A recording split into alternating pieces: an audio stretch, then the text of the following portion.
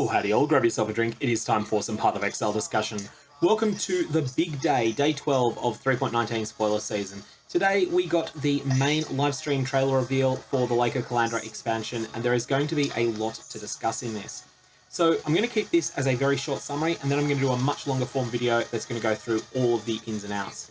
In the Lake of Kalandra expansion and in the Kalandra Challenge League, you're going to be able to create your own overarching mega map. Now, this is going to be something that you will put together through combining a bunch of reflections. You'll find reflection tablets in maps, and you'll see some of those in the background soon.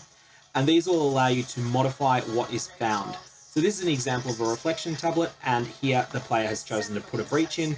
Here they've chosen to rearrange the tile layout. And while you're doing this, you're going to be able to create a setup that's going to have the types of content you want to focus on from various choices, and additionally is going to allow you to juice up the difficulty in various ways. One of the main things you can do to control the difficulty is to control how long the paths are. So the further that you get from the origin point, just like in Delirium, the more difficult the encounters are going to be. And that's something that we're going to have to balance. There's also a whole lot of new unique items and other things as well, changes to the core game. So we'll go through those when I discuss the patch notes in a longer video. But just to give you a few specific highlights, some of the things that really jumped out at me. The biggest change of all is going to be an economic change. Those of you that play in trade leagues in particular will notice this. Exalted Orbs are no longer going to be the currency of medium to large trades in the game. This is going to be the Divine Orb. The reason for this is that GGG have made a number of changes.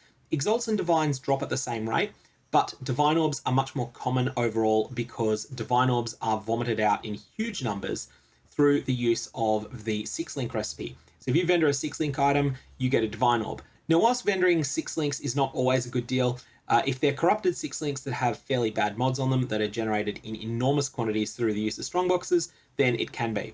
They're changing that recipe. That is now going to give 20 fusing orbs. Now, this alone would not change the economy all that much, but all of the meta mods that are currently priced in Exalted Orbs are going to be changed into Divine Orbs. Prefixes can't change. Instead of costing 2 Exalts, this is going to cost 2 Divines. Suffixes can't change, is going to be the same. Multi-mod will cost 2 Divine Orbs. Cannot roll attack mods, cannot roll caster mods are going to change to 1 Divine Orb each. This is going to mean that high-end crafters are going to want all the Divine Orbs they can get. The interesting effect of this is that it's going to mean there'll be a much lower opportunity cost to using Exalted Orbs to just right-click them and then apply them to an item.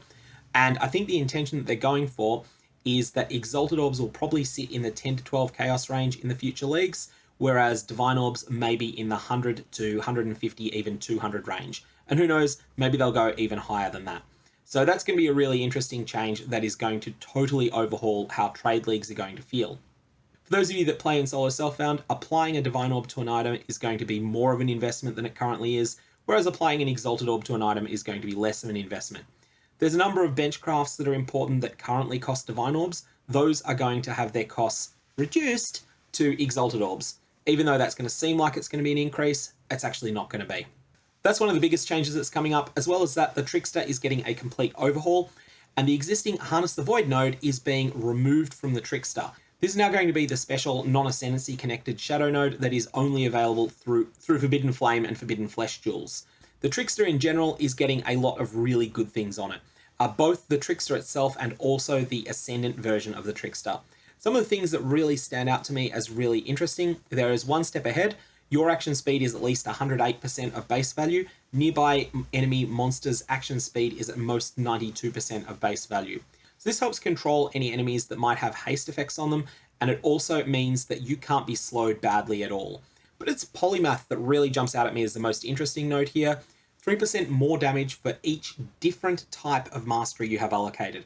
So if you have 2 different lightning masteries, that's only going to be 3%. But if you have 1 lightning mastery, 1 cold mastery, then you're looking at 6%. Lots of interesting things happening there, and I think that the Trickster is going to be fun to play around with. I don't really know how good it's looking. I think it's looking fairly strong, but I'm not sure of that. I just think that it's going to be fresh and interesting and new, and that's what I'm looking forward to. In terms of other things, we got the whole patch notes, which I will link below. I'm going to do a long video on this at some point. One thing I really do want to point out is the unique gloves Thunder Fist. These are being totally redesigned, and they are now going to have socketed gems are supported by level 30 added lightning damage. Level 30 added lightning damage is a lot more than level 18. and this is going to mean that anything socketed in Thunderfist is going to do a staggering amount of damage.